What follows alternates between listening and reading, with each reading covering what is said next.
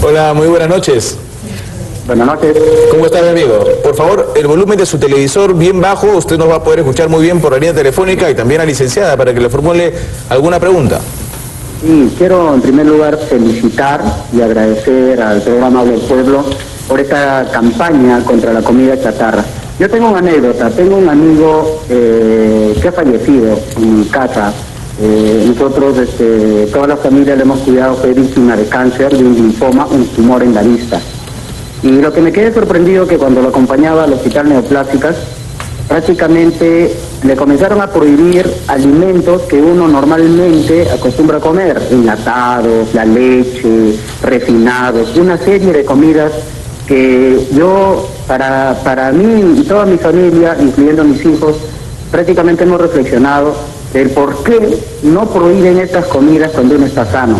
¿Por qué esperar estar enfermo? Mi amigo acaba de fallecer prácticamente en el mes de agosto del año pasado, un gran amigo mío, compadre a la vez, y la verdad me dolió mucho. Entonces ahora quiero felicitarles a ustedes porque ya es tiempo de despertar, de reflexionar, de que el pueblo recapacite, de que todos nosotros reflexionemos que la enfermedad entra a través de las comidas. Yo creo que la enfermedad se origina por lo que uno come. Yo también vengo investigando, analizando muchos temas referentes a la alimentación. Entonces quiero de todas maneras a ustedes agradecerles y que las campañas de prevención de enfermedades no solamente sean exámenes, chequeos, análisis, sino irse a la causa, al origen, que es la comida. Muy bien, muchas gracias. Prevención, licenciada. Claro, prevención, desde niños. Como hablaban hace un momento, también el tema de las escuelas es bien interesante, porque ahora justo la OPS ha lanzado una sugerencia de prohibir los alimentos chatarra en las escuelas, como ya sucede en otros países, ¿no? ¿Por qué? Porque en realidad es verdad que debe haber una educación nutricional hacia el niño, pero ¿qué sucede cuando desde el nido premian a los niños con dulces? ¿No? Entonces empieza un efecto educativo un poco contradictorio, porque me están dando un dulce cuando hago cosas lindas, buenas, ¿no? Y me están dando un alimento chatarra, en vez de enseñarme que estos alimentos se pueden comer de vez en cuando, pero tampoco identificarlos como premios, como desde digamos... la escuela. Entonces, licenciada, como dijo el amigo televidente, cuánto dolor le ha causado la muerte de su amigo a quien llevaba a Neoplásicas, y ahí le prohibieron al amigo, no coma esto, no coma lo otro, cuando eso debe decirse desde pequeños. Claro. Ángel Ganosa con las llamadas. Hola, buenas noches. ¿Aló? ¿Aló? ¿Aló? Sí, ¿cuál es tu pregunta? Buenas noches, señor Romero.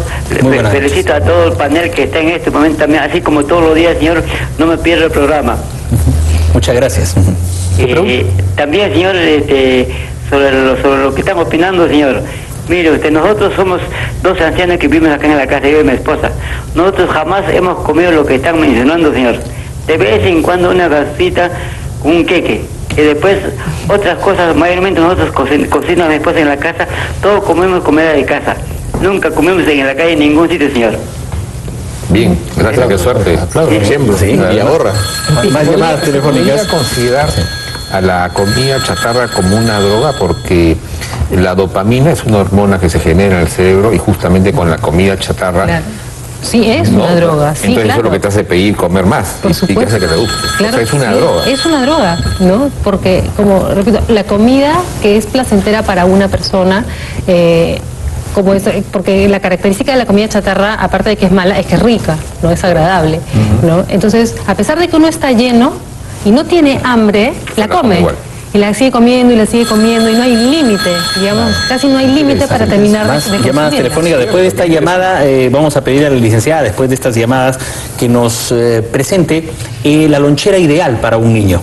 De 4 o 5 años, va a la primaria, ¿qué debería llevar el niño? José Rocha. Claro, vamos con esta llamada telefónica. Hola, buenas noches.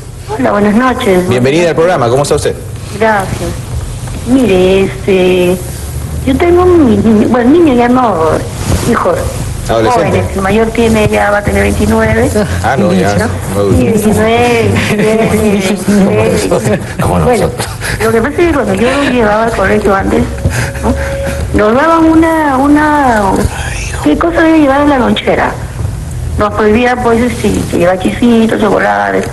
Pero yo no sé, ahora, eso está bien. No sé por qué los niños tienen que llevar en la lonchera yogur, cereales y yogur. Cuando yo le iba a los nutricionistas me prohibían todas comidas químicas, todas cosas químicas.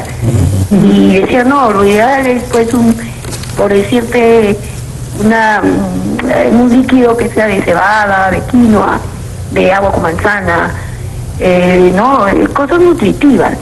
Pero ahora todo lo ven yogur cereal y para mí la verdad no me parece bien. Y con respecto a eso de los alimentos chatarra, bueno, yo actualmente siempre voy al Rebagliati y debido a una enfermedad que yo tengo, a mí también me han prohibido ciertas cosas, por ejemplo los ajíes, condimentos, enlatados y un montón de cosas que dañan al organismo.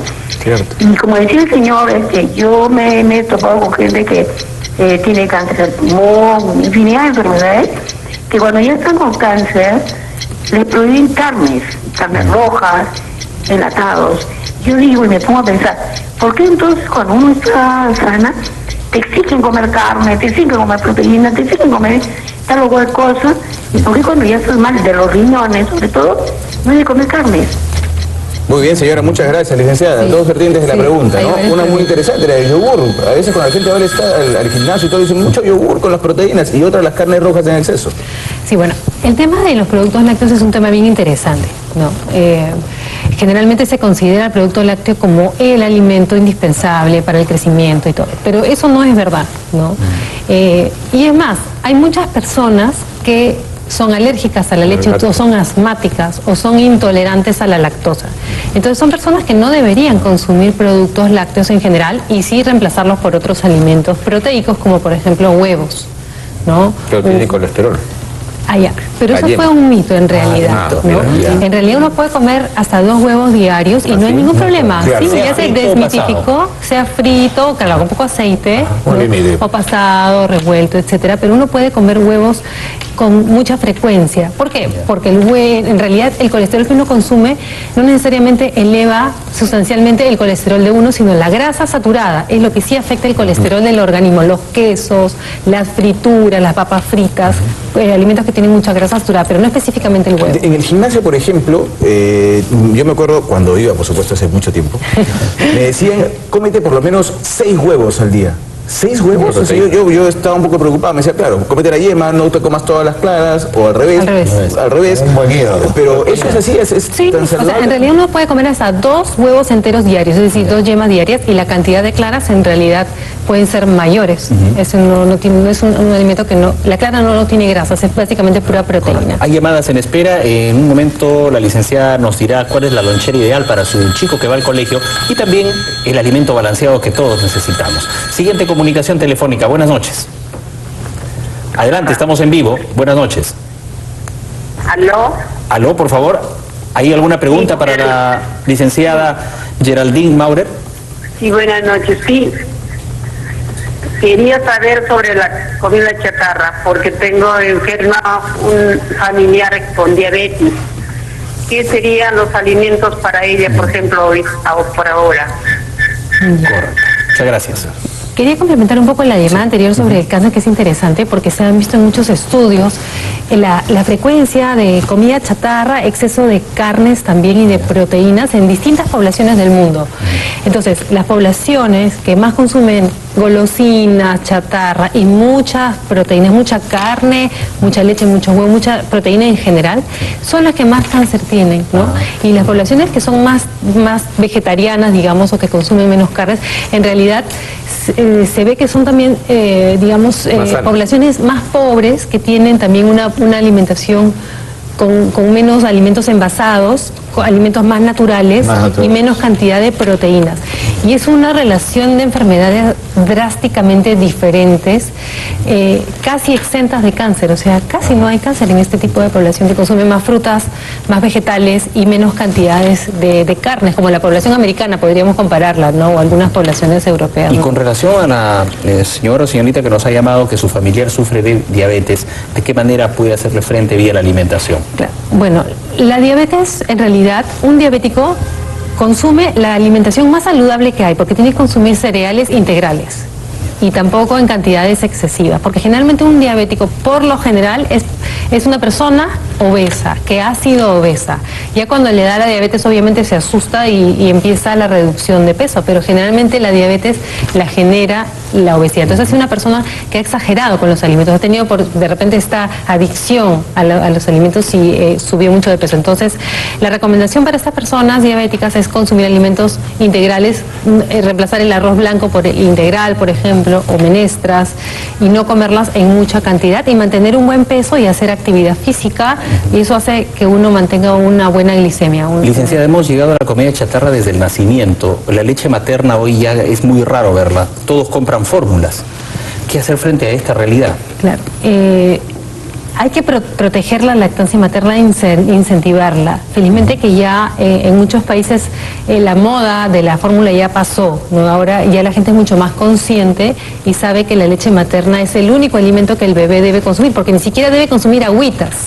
Acá hay esta costumbre, mal hábito de brindar agüitas a los bebés menores de 6 meses, por ejemplo. Es un problema de salud pública grande que hay en nuestro país. Bien.